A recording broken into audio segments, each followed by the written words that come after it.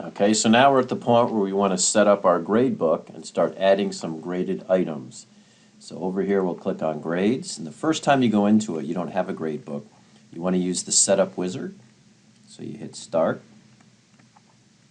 Okay, now you can decide to use weighted, which is what I do for percents. You can do points, or there's some other bizarre formula that you've come up with. So I'm going to go with weighted because that's how I do my class. I'm going to hit continue here. Okay, so I'm going to go with a calculated final grade, right? Because again, we can always, if a student's super close and we want to bump them or something, we can always do it in the final grade roster. But this way, I want to use the actual calculated grade here. Okay, and then we continue. Okay, so if something is not graded, you can treat it as a 0. Or you cannot count it, you can drop it, okay? So I'm going to treat an ungraded item as 0. Okay, I'm going to default grade scheme. I'm going to use the Suffolk College default grade scheme. Number of decimal places to display. I'm going to choose 0 so we don't have to get into all the angst over 0.1 or 0.2. Okay. Student display, 0. Display final grade, sure. Okay, looks good. We hit finish. Okay, so now let's create a new grade category. So let's say I want to create a category called discussions. Okay, the short name is pretty much the same. Okay, and let's say discussions are worth 20% of the score. Okay, I want to display the class average to users and the grade distribution. This is one of the things I really like about Brightspace over Blackboard. With Blackboard, I used to go to the grade book and I would click on the column and do statistics, and then I would email that. To students. Now students are going to be able to click on this little histogram bar next to their name in their grades, and that tells them that here are the stats for everybody in the class. So this way I'm not forcing stats on the students. If they want to see the grade distribution, they can by clicking on that little histogram. If not, then they don't. And it saves me from generating a report and then sending it to all my students. And of course, you got to tell them about the histogram so they know that that's what that means when they click on it. So we'll hit save and close. All right. So right now we have discussions are 20%. Okay. You can add the other categories. Brightspace is not going to be happy until it adds up to 100%. Okay.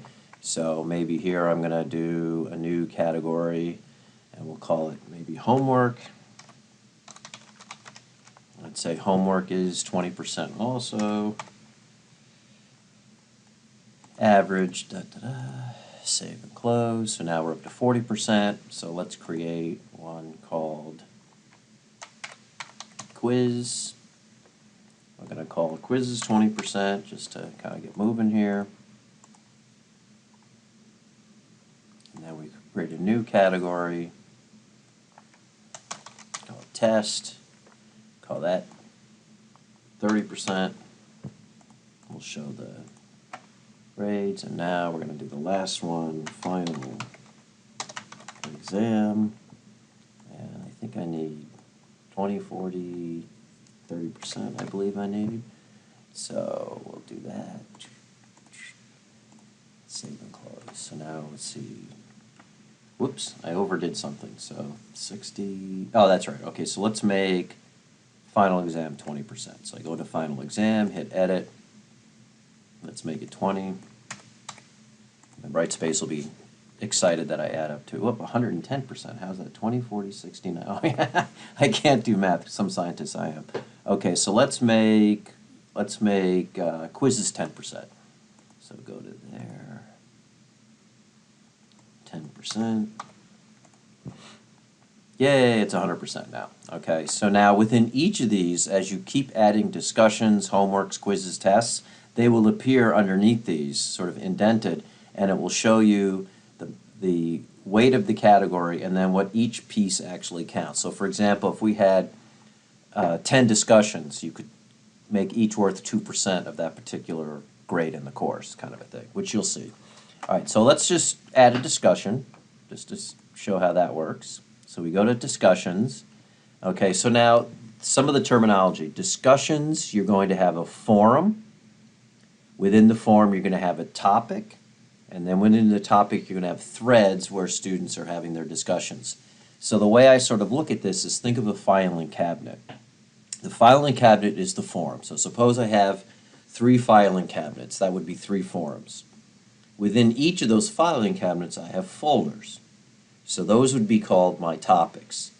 Within each of those folders, I have individual pieces of paper that, let's say, are discussions. Those would be the actual threads. So the file cabinet is the forum, the file folder is the topic, and the stuff inside the folder, those are the threads. Okay, so we're going to create a new forum, and I've been using meteorology all the time, so let's just say this forum is Civil War. We're going to go to American history. Civil War, and the description is all discussions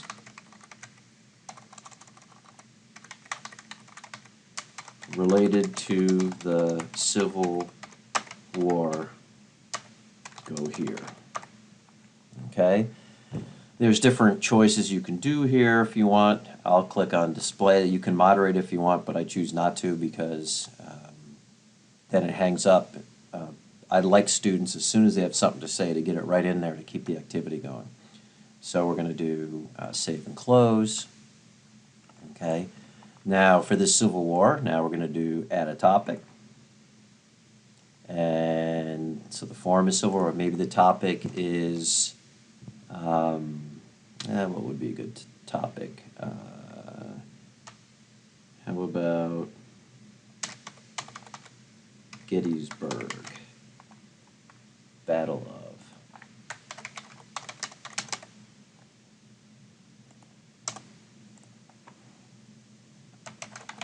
After reading the chapter and studying the lecture notes on the Battle of Gettysburg, please, am I spelling Gettysburg wrong? Gettysburg, okay, spelled it wrong. Remember, I'm a scientist, not a historian, although I really should know that.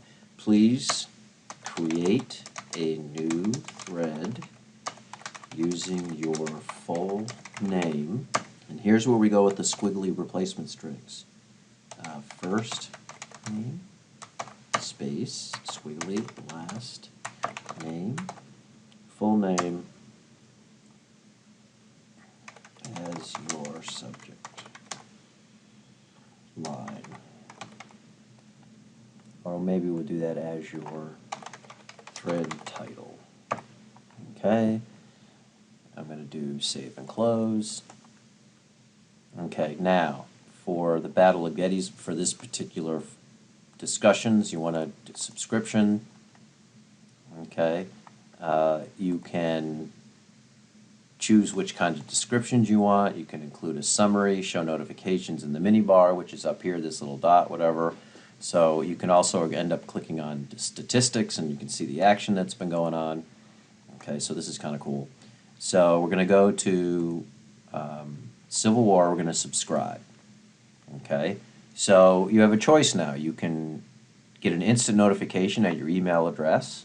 So if you're on the go, you can immediately know there's been activity on discussion, or you can show it in the mini bar, which as soon as you log in, you'll see it up at the top there. Or if you can also, one of the things in Brightspace is every day or every hour or every week, however you set it up, you can get a summary of the activity and it will show you that. I kind of like the instant notification because then no matter where I am, I know there's some activity. And one of the things that's phenomenal about Brightspace is the Pulse app. So the Pulse app will also keep me updated depending on how I've set that up. But I'll do subscribe for this particular thing. Okay? And now students are going to go into the Battle of Gettysburg, they're going to start a new thread, and they're going to blah, blah, blah, blah, blah, and then it will be up there, okay? And the students automatically are subscribed to the thread, meaning that as soon as other students comment on their thoughts, okay, they will get a message, okay? So there's all kinds of different things you can do over here, but now we have that actually in the grade book. So if we go back and look at grades, and we go to Manage Grades, okay, and we look under Discussions, it should be there, hang on a second. Oh, maybe we haven't had a discussion yet, that's probably why, okay? But anyway, as soon as there's something going on, you will see that there's discussion there. Now, suppose you have, okay, add a topic, okay, suppose you have a rubric or other way that you grade this particular discussion. I use rubrics for all of my discussions in my course. I have the default rubric that it's attached to everyone, so I can click on Assessment. Okay, if I want to, I can make the score out of 10, whatever.